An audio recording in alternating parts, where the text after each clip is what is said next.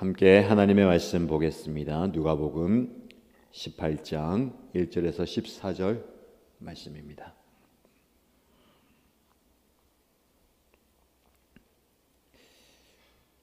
오늘 저와 여러분이 함께 묵상할 말씀은 누가복음 18장 1절에서 14절입니다.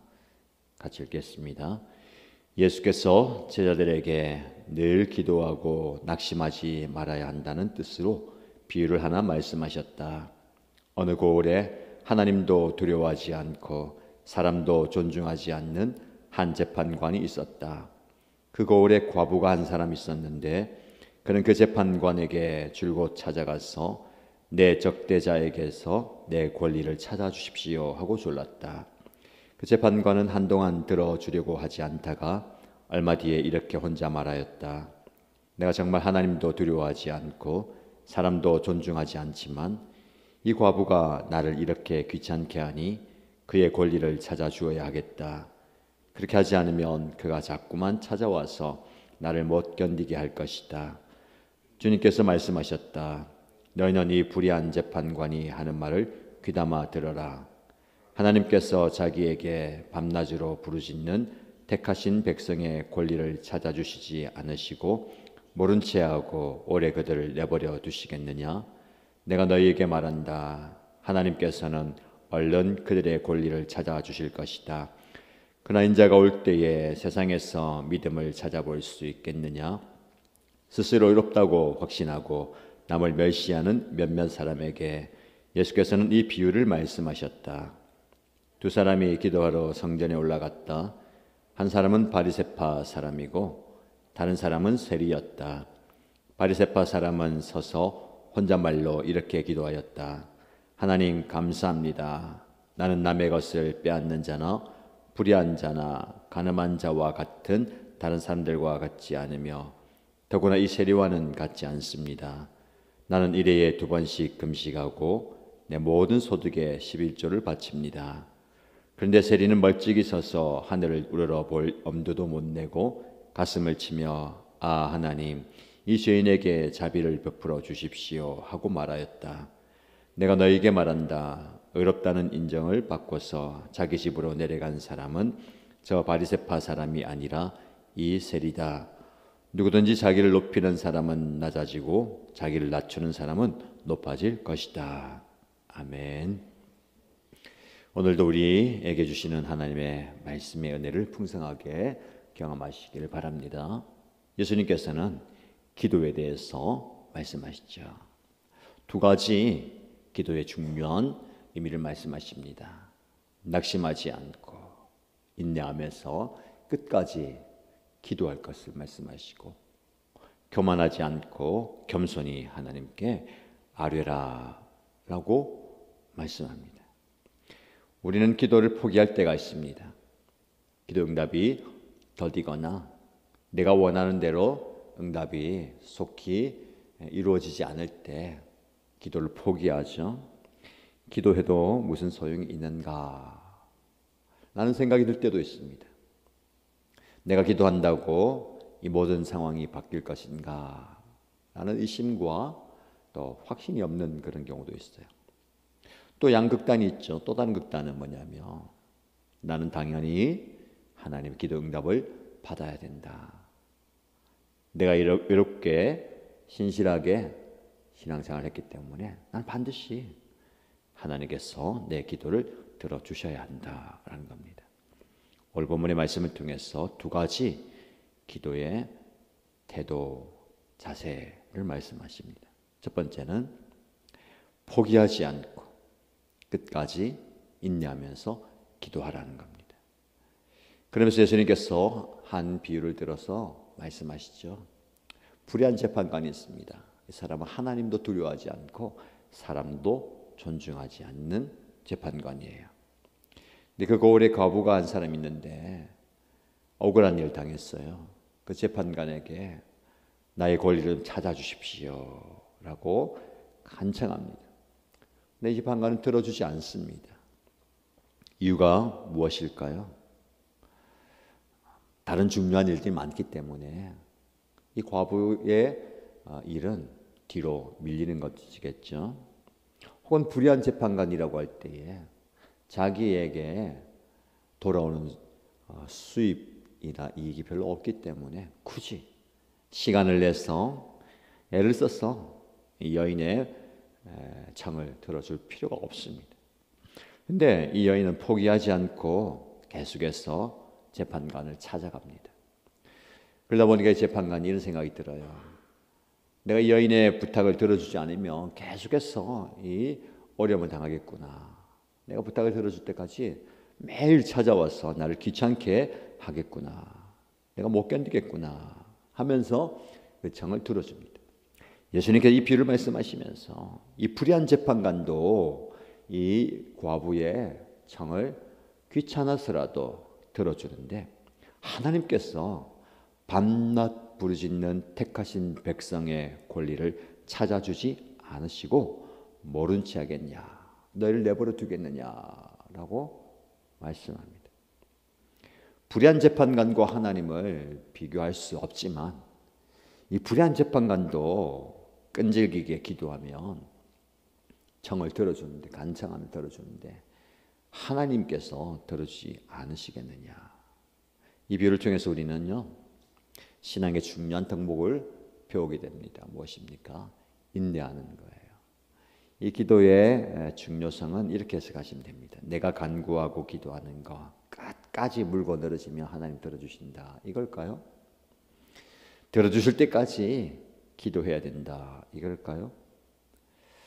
하나님께 기도하면 반드시 응답해 주신다라는 믿음이 필요합니다.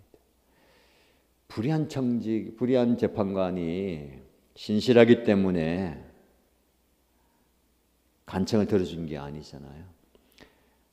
완전히 그 대조적으로 얘기하는 거예요. 그 재판관도 간구하고 귀찮게 하고 쪼르다 보니까 들어주시는데 하나님 그런 분 아니라는 거예요.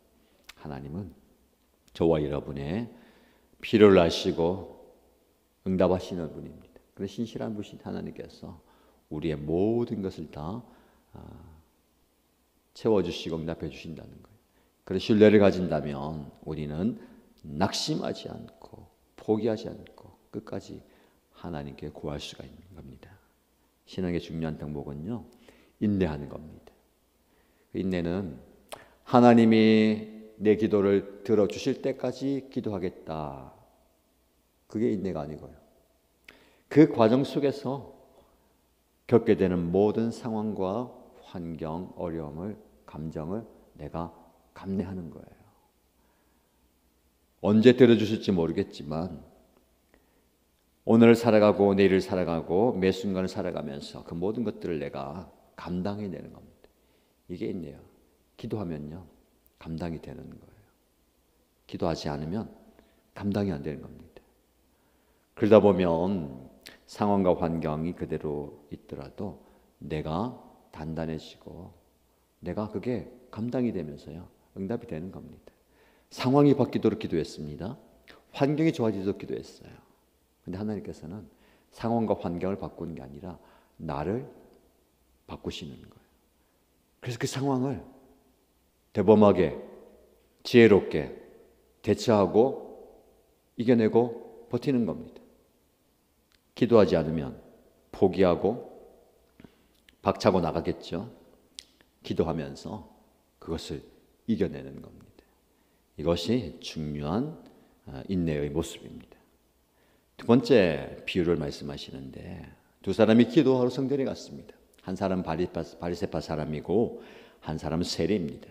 바리새파 사람은 서서 이렇게 기도해요. 하나님 감사합니다. 나는 남의 것을 빼앗지도 않고 불의한 행동도 하지 않고 간음하지 않습니다.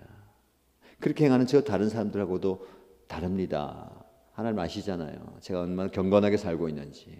특별히 저 옆에 서 있는 세리와는 비교가 되지 않습니다.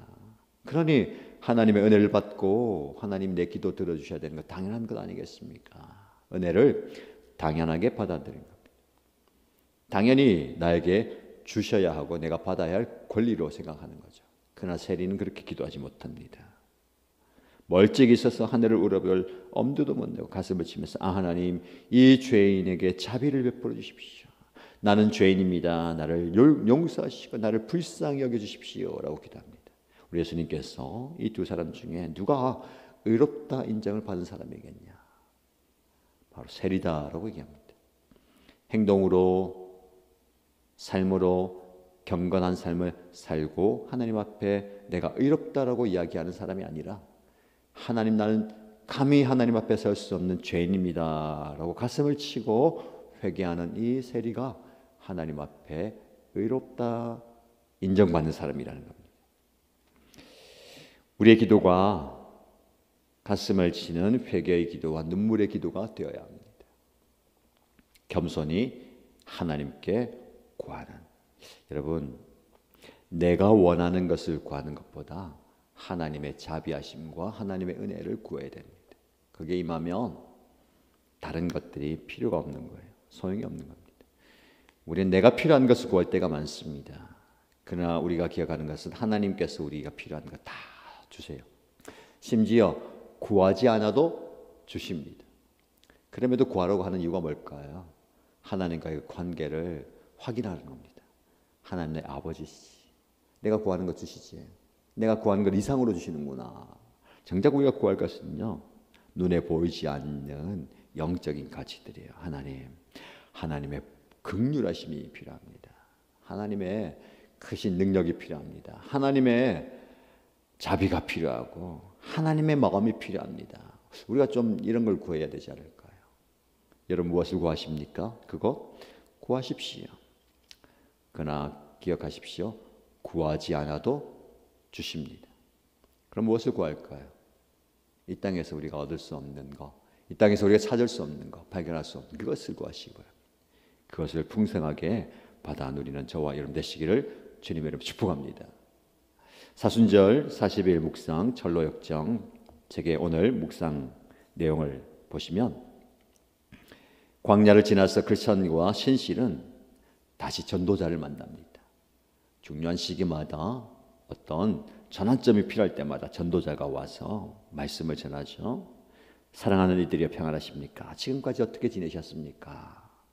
크리스천과 신실은요, 지금까지 지나온 모든 일들을 다 아렵니다. 어떤 난간, 어떤 어려움을 돌파해 왔는지를 이야기해요. 전도자가 칭찬합니다. 연약한 당신들이 여러 시험에서 승리했다는 소식을 들으니 참으로 기쁩니다.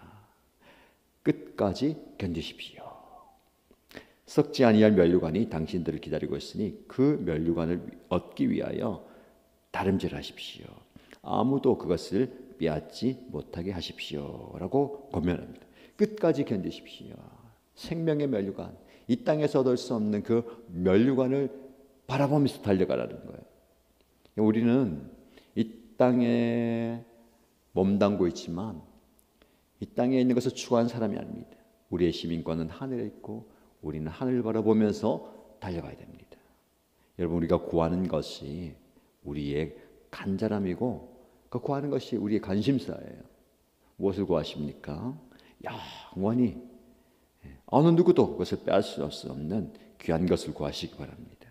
늘 하늘의 시선을 고정하고 보이지 않는 것을 보이는 것 같이 믿으십시오. 세상 일로 마음 흔들리지 말고 육신의 정욕의 마음을 빼앗기지 않도록 주의하십시오. 이런 권면을 받는 거예요. 그리고 크리스찬과 신실은 전도자가 예언자인 걸 알았기 때문에 목적지까지 가는 동안 어떤 일을 겪게 될 것이고 어떻게 극복해야 되는지 알려달라고 얘기하고 있어요. 근데 그 전도자가 중요한 얘기를 합니다. 천성에 들어가려면 많은 고난을 겪어야 한다는 말씀을 잘 알 겁니다. 지금까지 여러분들이 여러 고난을 만났고 잘 지나왔습니다. 그러나 앞으로도 계속 그럴 것입니다. 이건 굉장히 어려운 말씀이에요. 지금까지 그 고난과 고통을 지나고 왔는데 앞으로도 그럴 겁니다. 여러분에게 예언합니다. 여러분에게 이 전도자가 예언한 게 뭐예요? 지금까지 고통을 잘 참고 인내하고 잘 오셨습니다. 칭찬합니다. 그러나 여러분, 앞으로도 그런 어려움이 또 있을 겁니다.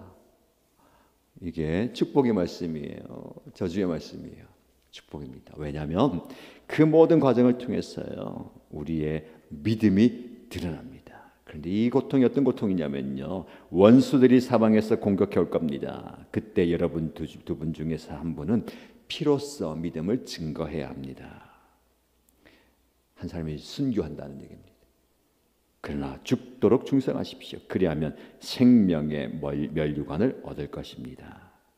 반드시 이 일이 일어날 것이니 대장부답게 행동하고 당신들의 영혼을 신실하신 창조주께 의탁하십시오. 여러분, 기도는 하나님께 나의 모든 것을 의탁하는 거예요. 맡기는 겁니다. 기도 그렇게 돼야 됩니다. 다 맡기는 거예요. 그러면 응답이 되는 겁니다. 얼마나 맡겼느냐에 따라서, 어느 정도 맡겼느냐에 따라서 우리의 기도 응답이 달라지는 거예요. 내 여지를 좀 남겨두면 어려워요. 모든 것을 맡기는 겁니다.